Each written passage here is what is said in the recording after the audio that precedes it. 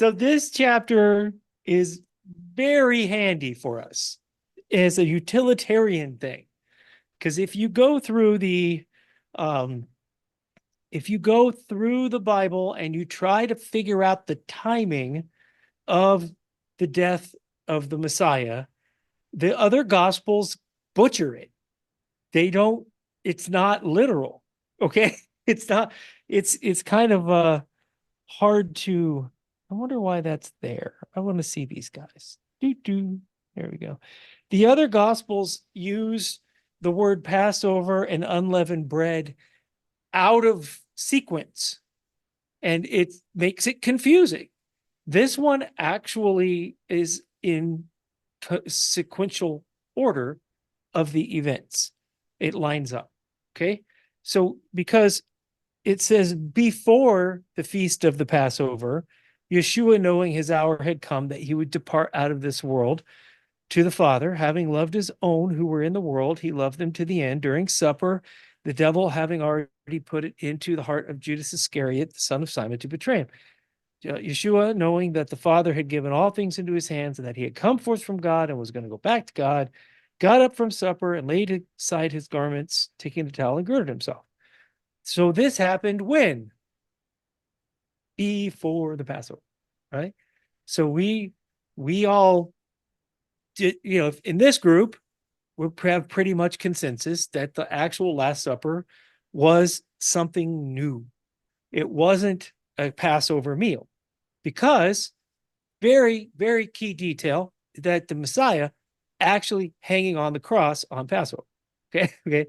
He was up on the cross on Passover, had to die on Passover as the Lamb of God and be resurrected 3 days and 3 nights later, which lines up with the wave sheaf offering of Abib 17 for that year, which would have been the first day of the week for that year.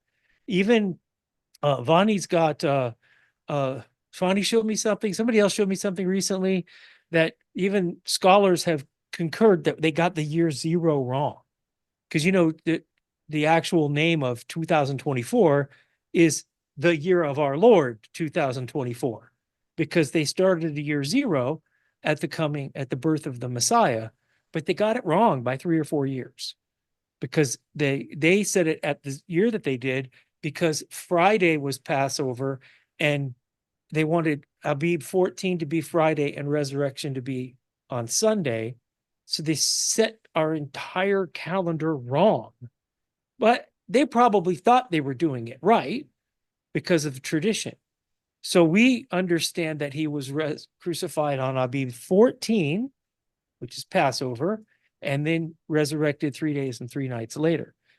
John's gospel here does a really, really good job of showing that the actual night he was betrayed was on Abib 13, which was the night before. Now, other people come in and say that, well, there are different Passovers that week and there's different calendars that week.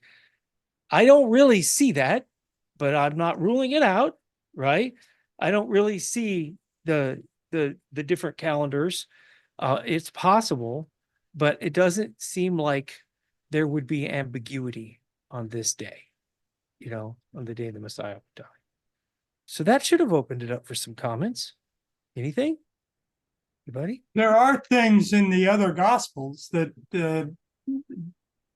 do indicate that they knew they were, not being perfectly accurate in the way they portrayed events. It seems, and I don't remember everything, but it talked about. They do talk about the betrayal and the trial and all that sort of stuff, and the Jews wanting to take Christ before the Passover, not after the Passover. And so they create a lot of questions for themselves along the way that if you're paying attention, you'll realize that they've got another purpose in mind. And I won't comment on that, but they've got some other reason for the account as they presented. So one of those is in Matthew and Mark both say on the first day of unleavened bread, the disciples came and said, "Where do you want us to go prepare the Passover?" That doesn't make any sense. The first day of unleavened bread is the day after Passover, right? Right? Well, Right? you didn't read that accurately. Where do you want us to go so you can keep the Passover? Okay. See, this was a special Passover for Yeshua because he couldn't be in two places at the same time. So this was done so he could keep something similar to the Passover. Yeah. The other hitch on that is that the bread that they ate the night he was betrayed is called artos. Artos is regular bread, uh, where leavened bread. Where azumos, zuma is leavening in Greek. Azumos means anti-zumos or not zumos. So unleavened. So there's two totally different words for unleavened bread and bread in Greek, and so it's but Although the standard word for bread could apply to unleavened bread as well. No, I mean it's still bread, it's just not leavened.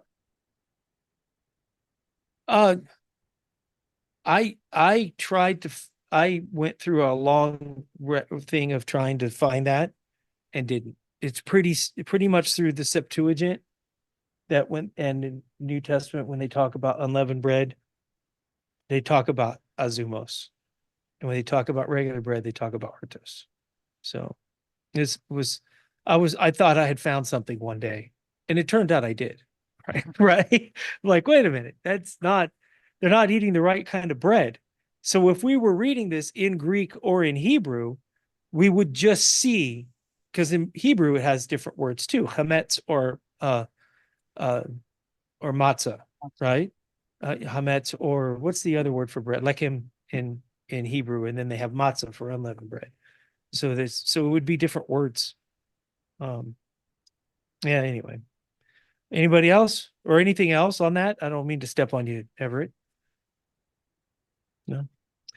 So the verse 3, he said he had come forth from God and was going back to God. No, there's some people out there who don't want to think the Messiah didn't pre-exist. I don't know how you get over that wall right there.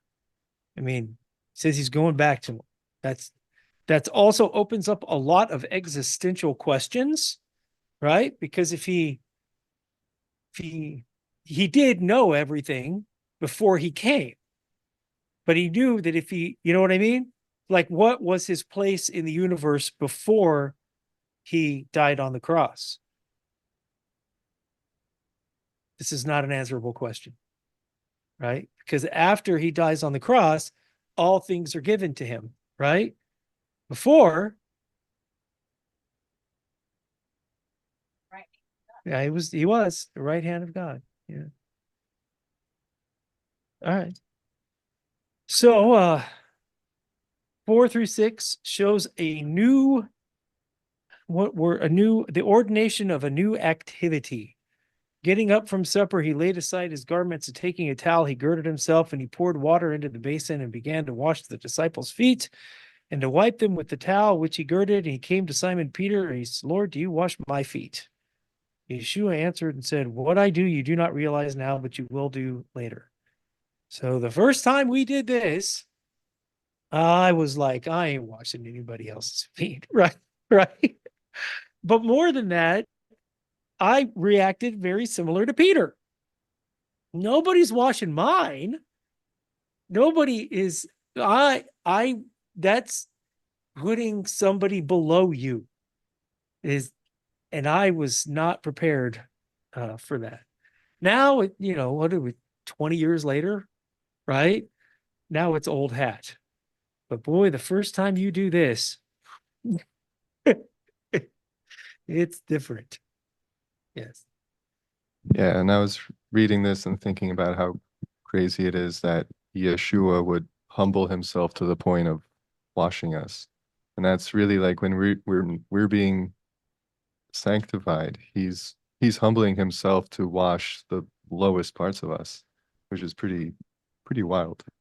Yeah, it's hard to get your head around because uh more of our Western selves, we live in the United States and we all live in very nice places, relatively speaking, to the rest of Earth. It wasn't like that back then. Even as much as 100 years ago, where people would take baths with sponges and dump stuff in the street. They would dump their food waste in the street. They would dump their bathroom waste in the street, and they're walking around in sandals. Their legs, the bottom of these guys, was disgusting. It wasn't like today where we are like, oh, my foot might smell a little bit, right? Right. And we all wash our feet before we come to church that day anyway, right? Yeah. Pedicures. No, that was gross. That was not, today I have boots on because I couldn't tie a shoe if the heart life depended on it today. Um, but we have boots that go up to our ankles and whatever. We could protect ourselves. They didn't have that. They had sandals. It was pretty gross. Yeah. Dirt floors. Yeah. So yeah. And they already watched the lady wash his feet, so they might have been primed for this, because remember, the lady did it with the perfume and her hair. Yeah.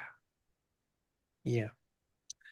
So um you know, this is the dividing line. This night of that we're reading about now is the dividing line between us and everybody else. And that's that. So when we do this in the springtime, it's very somber, very serious, because the rest of Christianity doesn't do this, and Judaism doesn't do this. Nobody else. These are the actual your works, if you want to put it that way, that identify us as the Messiah when we keep the night he was betrayed. And so we, in this group, we try to do it as precisely what they did, exactly. They take it very seriously, which is hard to do because we're always joking anyway. But this is really important stuff. Um, because he does say he does this as an example uh, for everybody to do to each other. I gave you an example that you should do as I did to you, and a slave is not greater than his master. So this is something that was new to the New Testament. Um, uh, then of course Peter goes, then wash all of me, right? Right? He always has to kind of try to jump the gun. And he who is bathed needs only to wash his feet, but is completely clean, and you are clean, but not all of you. Because he knew who was betraying him. He said, not all of you are clean. So when he washed their feet and taken his garments and reclined at the table again, he said to them, do you know what I've done to you? Now, think about when we do this, we break off to guys and gals, and it's about a 10 to 20-minute thing. He did all 12 disciples' feet. This took a while. Okay. Okay. He was on the ground for a while, crawling from foot to foot to foot. I mean, how could they possibly not feel like getting up and saying, you can't, you know what I mean? Like Peter's response. I mean, this is a pretty extensive ordeal here. I mean, how many towels did he go through? How much water did he have to go get more water? You know, His I'm just saying. example And was we, one of pure service as well. They didn't turn around and wash his feet. It right. was him doing an act that would not be repaid. which seems to me Hmm. is something that we need to practice Hmm. 365 days a year. That's true. That's a good one. That he was doing something that couldn't be repaid. That's a good line right there. Yeah. So, um, I don't have any more notes until later. So you call me if you got something, reaching for the mic. Sure.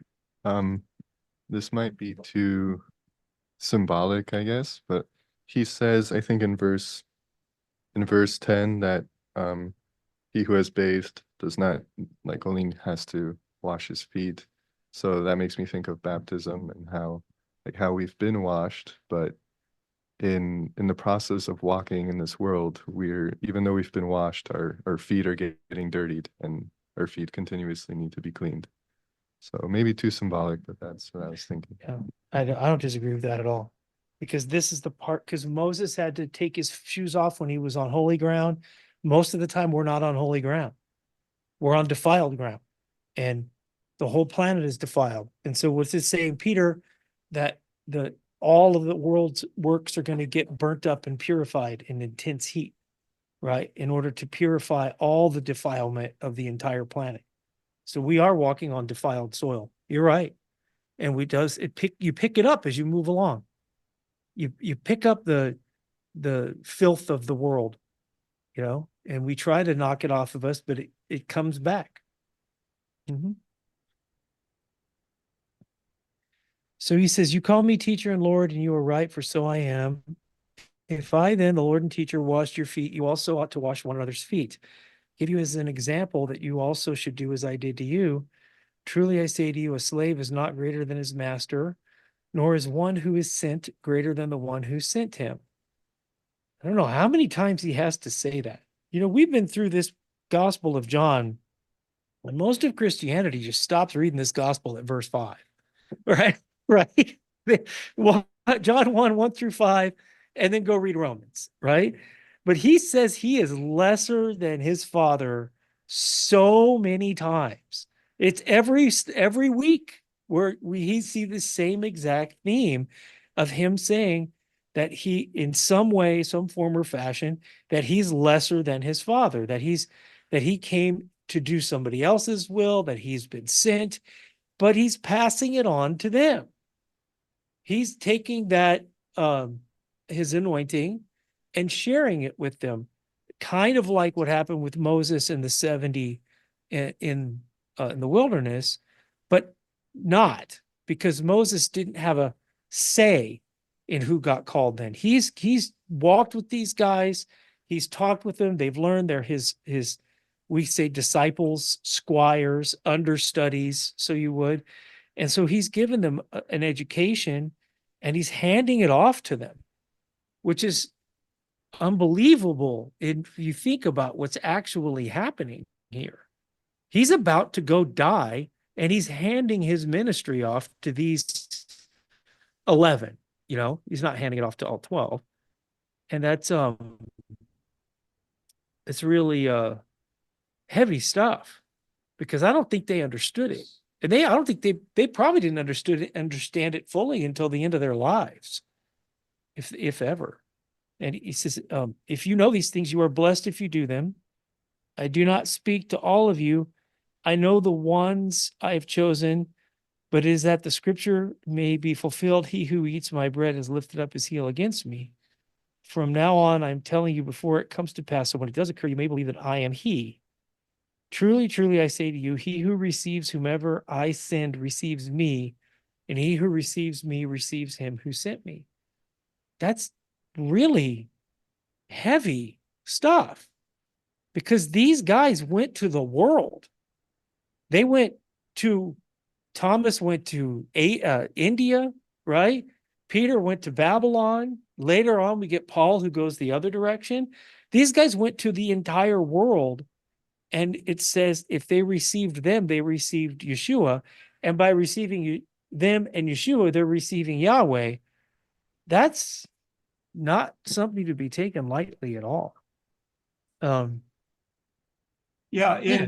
in verse 8, which for some reason you skipped, you shall never wash my feet. And Jesus answered, if I do not wash your feet, you have no part with me.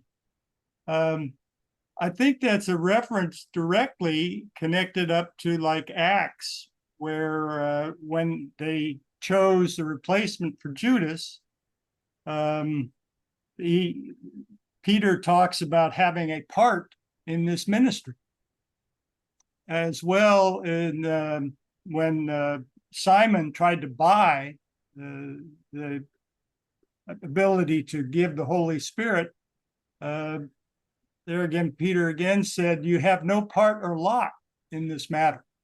That what he was talking about even back there was having a part in the ministry, not necessarily that he would be ejected from the realm of believers, because there were 120 that received the Spirit on Pentecost.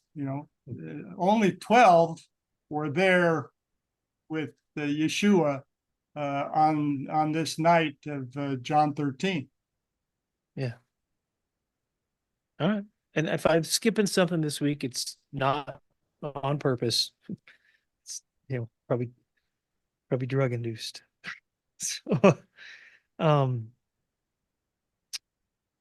So then he goes to the betrayer, right? I'm on 21. When Yeshua had said this, he became troubled in spirit and testified and said, truly, truly, I say to you that one of you will betray me. The disciples began looking at one another at a loss to know which one he was speaking. And there was choose one of the disciples whom Yeshua loved. Simon Peter gestured to him and said, tell us who it is of whom he is speaking. He, leaning back on Yeshua's bosom, said to him, Lord, who is it? So you could see there's a pecking order here, right? Peter didn't go directly to the Messiah. I just noticed that. He went to what we think is John, right? The disciple whom he loved. Everybody thinks it's John. He went to John to go to Yeshua. That's interesting. Yeshua then answered, this is the one for whom I shall dip the morsel and give it to him. So when he had dipped the morsel, he took it, gave it to Judas, the son of Simon Iscariot. After the morsel, Satan entered into him. Therefore, Yeshua said to him, what you do, do quickly. It just dawned on me that when the Catholics hand out the communion, do they dip it and give it out? No, they give it out and then you drink. Yeah. That's still pretty close, right? Right. That's still, so I just wonder why you didn't call the guy out. Why is it always so cryptic? He dips the morsel, he gives it to him, right? It's not like Judas isn't sitting there, right? Right. So, like they can't hear what's going on. And it says after the morsel, Satan enters into it. But up here, didn't it say, yeah. So it's kind of at once. So no one of those reclining at the table knew for what purpose he had said this to him. For some were supposing because Judas had the money box, or Yeshua was saying to him, buy the things we have need of for the feast, or else he should give something to the poor. So after receiving the morsel, he went out immediately, and it was night. So now Abib 14 has started. So Abib 14 starts at sundown, and it's nighttime, and Judas is going out to the priests to sell out the Messiah on Passover, on the preparation day, to be precise, right? That's pretty crazy, right? That it's set up for it to happen. But as we've traced this chapter, they keep using the holy days as weapons. When people were coming in before the feast to wash, right, to get ready for the Passover, they were standing, sifting through the people, looking for Yeshua to kill him.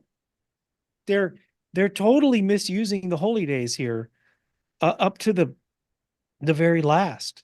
Because as Everett said earlier, that they wanted to betray him before the feast. They didn't want him to be betrayed on the feast. And it's exactly what they ended up doing. Yeah. Everett, go There's ahead.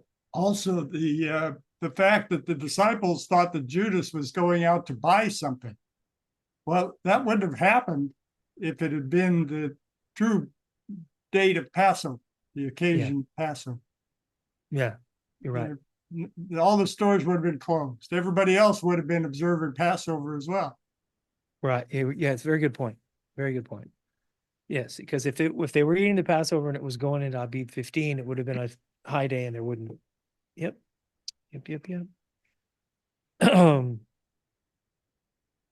No, go ahead. I was just thinking, I was always really confused how Yeshua says that, like, he's giving the bread to the one who will betray him, and then he gives it to Judas, and everyone's still really confused. Like, they think he's gonna go do something good. Like, he just said Judas is gonna betray me. I know. But I think that the disciples must have been blinded, so that, because if they had known he was going to betray Yeshua, they might have tried to stop Judas. Like, they might have held him down or something. And yeah, like, they would have done something to prevent it. Probably true. Yeah. What did he allow Satan? Because was he allowing Satan to enter him at that time? Like, what was Satan doing when he said do it quickly? What did that exactly mean? I think he was talking to Satan. I think the guy was possessed. Yeah. And that is another, the lesson in that is we've all been through all, assemblies and this and that and the other and seen people fall from grace, is that, it makes you uncertain, right? It makes you question, right? If Judas could be along with the Messiah the entire time and Satan can go into him, is, who's safe? It's kind of disconcerting to say the least. So 31, therefore when he had gone out, Yeshua said, now is the Son of Man glorified and God is glorified in him. He just said, because one of my guys is going to sell me out to the priests, like the worst thing that could possibly happen equals him being glorified. Right? We're always, it's the opposite world, right? We always want to, rainbows and unicorns and, everything to be peaceful and perfect. And he said he didn't come to bring peace, but to bring a sword to pit brother against brother and brother against father. And he's saying he's glorified through this wickedness, which he was.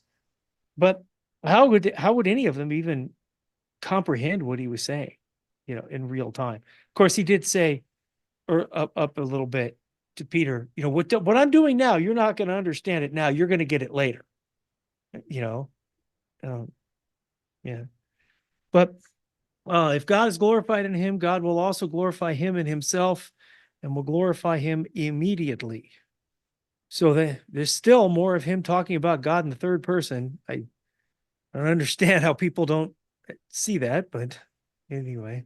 Little children, I'm with you a little while longer. You will seek me. And as I said to the Jews, now I also say to you, where I'm going, you cannot come. He just talked about them and the Jews as being two different groups of people. That's interesting. And maybe that gives a hint as to why John sometimes refers to the Feast of the Jews. Because when John's gospel is written, they have started to break apart. They say this one was written after the temple fell, or very late, like very late. But anyway, he says, now I also say to you, where I'm going, you cannot come. Well, they could technically go where he was going. I mean, they could have been hoisted up on a cross, right? But they couldn't go into the tomb like he was. 34, a new commandment I give to you, that you love one another, even as I have loved you, that you also love one another. Big question here, is that a new commandment?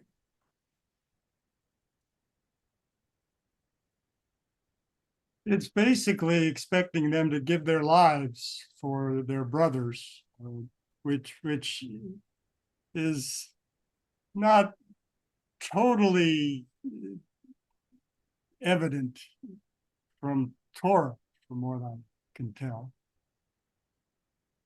All right. That could be it. But by this, all men will know that you are my disciples if you have love for one another. That's I mean, how rare was it to have love for one another?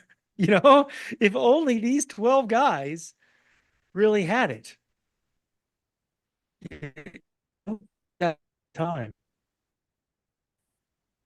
I mean, that's just doesn't seem fathomable, but there it is. This is another indication of the problems in our former fellowship is they couldn't get along with one another. That's why there are so many divisions and splinters and schisms. Yeah, you come into this thinking everybody has it together, and you realize they're probably more divided than the Christians. Look, guys, I don't even know. As I'm looking at it now, it's worse than it was 5 years ago. It's so weird. These completely made up words, completely made up stuff, and people are just gravitating like flies to a moth to flame. And I'm with you. When I first came to this, I'm like, okay, I've been alone. I've studied this out, and I'm going to go to a group. And the group that Yahweh blessed us with, we pretty much did have it all. We're give or take, right? We're pretty easygoing. But man, in the past, it's splintered out really, really far. How does love define in there? When you look at the definition, love, the patient, kind.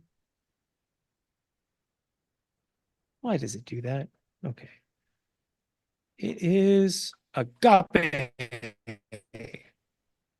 Affection, benevolence, feast of charity, dear love. I've never, if I have, I don't remember the 3 different types of Greek love. So which one is that?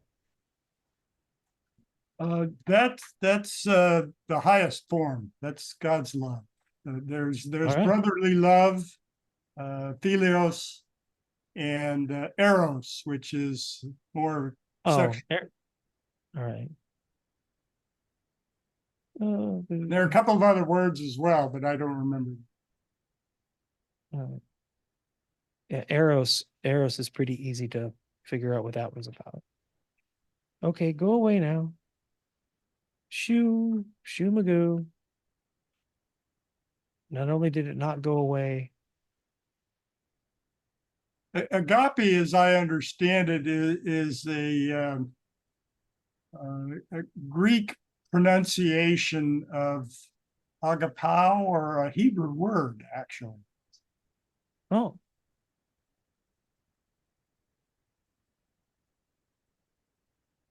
Haga. Well, it says from G25. Uh, And I'm going to go back to this. It's going to get stuck again. Usually it tells me, well, Thayer's is pretty good if it comes from Hebrew. Yep, sure enough. Perhaps from H5. Oh, it's not going to let me see it. Click. Oh, come on. G25.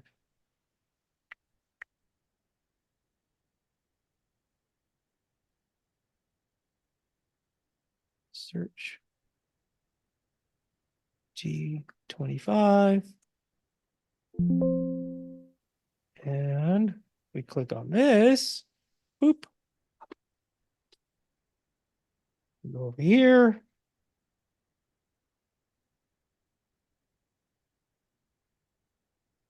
I'm doing this left-handed. Be patient. It's H5689. Okay. H5689.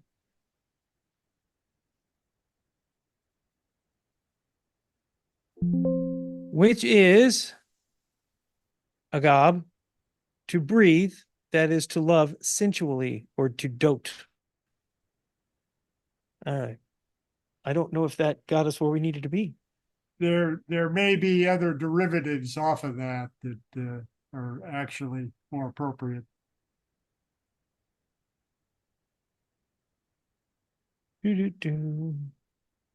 BDB, and to have inordinate affection or lust, to lust, paramours.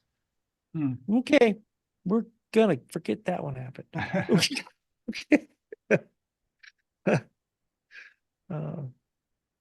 Oh no, why am I in Jeremiah?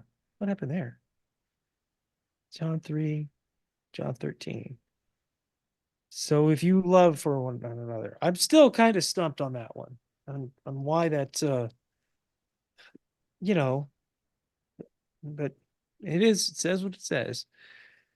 36. Simon Peter said to him, Lord, where are you going? Yeshua answered, where I am going, you cannot follow me now, but you will follow later.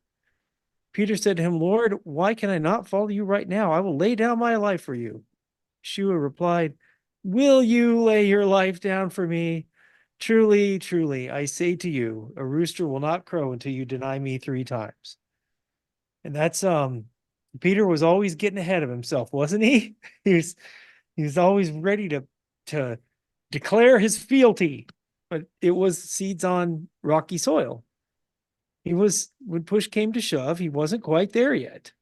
After Acts 2, Peter's a different guy. After Acts 2, Peter walks right up to the Sanhedrin and gives them the what for. That was that's a big transformation there. And that's all I have for today. My arm is telling me I'm done too. So, you guys have anything else? Go ahead, Marcin. Towards the end of the Gospel of John, where Yeshua is asking Peter, like, you know, do you love me? Feed my sheep. And he repeats it 3 times. I think the word for love there is agape. But then when Peter repeats it, he's like, of course I love you, but he's saying the word philo. So he's like, even then, like after the resurrection, he doesn't yet have the agape love. Hmm. And I think because he might have been aware that agape requires the ultimate sacrifice, maybe he knew that he had like fled from uh like here, like he wasn't willing to lay down his life for Yeshua, and I think he was aware of that. He sure does. He absolutely does say phileo. He absolutely does say a different word. Huh. 3 times. 3 times. I wonder if this has something to do with that 3 times of denying. Because he doesn't say the same word back. Maybe we need to ask Tagore, right? Tagore knows the Greek. Because maybe you don't, maybe you ask one and get back another. I'm throwing it out there before I go run too far with this. I think on the 3rd time, Yeshua used philia as well. Yeah, he did. Yeah. So he was like negotiating. They were like haggling. like no, I see your phileo and I raise you in agape, right? Oh, that's interesting. To look into that. All right. All right. Well, if that's all,